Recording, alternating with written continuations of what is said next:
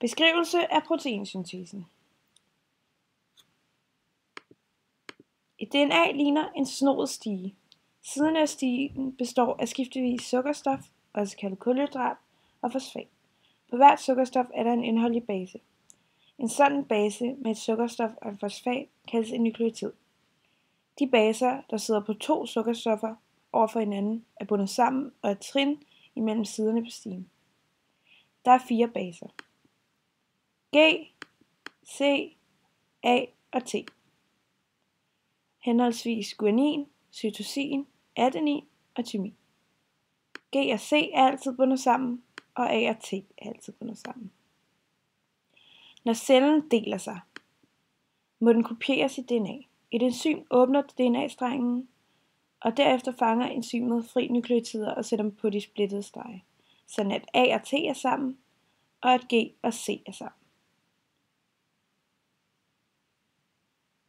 Derfor bliver det en nøjagtig kopi.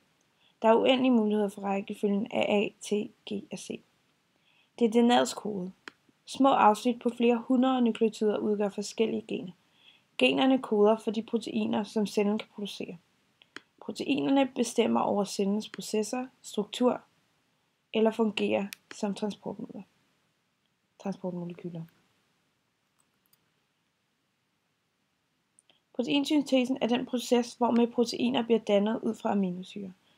Der skal 20 forskellige aminosyrer til et protein, og rækkefølgen, som er bestemt af et DNA, afgør virkemåden for proteinet.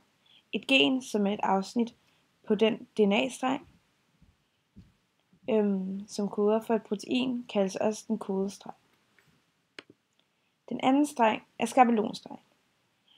Da den er den anden halvdel af baseparerne. Rækkefølgen af nukleotider bestemmer proteinets struktur. Det foregår ved, at DNA's kode oversættes til et protein ved hjælp af et stof, der kaldes RNA. Denne oversættelse er, hvad der kaldes proteinsyntese. Skabelonstreng oversættes til RNA, i det RNA minder om DNA ved, at den stiller en matchende base over for baserne i den åbne DNA-streng. G stilles over for C, men i stedet for T over for A, her stiller RNA et U. Efter at RNA har oversat skabelonen, løsner den sig og lukker DNA'et sammen igen. RNA-strengen med oversættelsen kaldes for messenger RNA. Og her går vi fra transkription til translation. Når der er lavet en mRNA, transporteres det ud af cellekernen og ud i cytoplasmaet, så der oversættes mRNA til protein. Ved den genetiske kode er der 3 nukleotider, også kaldet en triplet, fra mRNA'et, koder fra en aminosyre, f.eks. CUG, som er leucin. Ribosomerne i cellens cytoplasma oversætter mRNA ved hjælp af tRNA-molekyler. De har en triplet i den ene ende, der kan binde sig til den modsvarende kode på mRNA.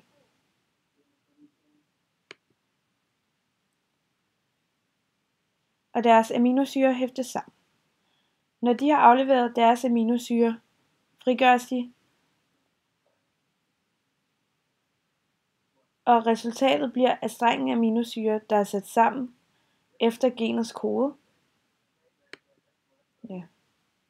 Så resultatet bliver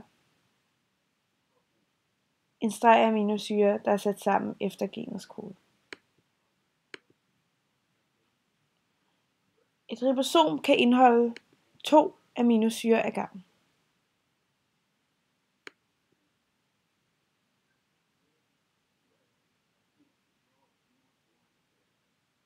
I prokaryoter oversættes genet direkte, og i eukaryoter vil enzymer fjerne afsnit fra mRNA, før de oversættes til proteiner.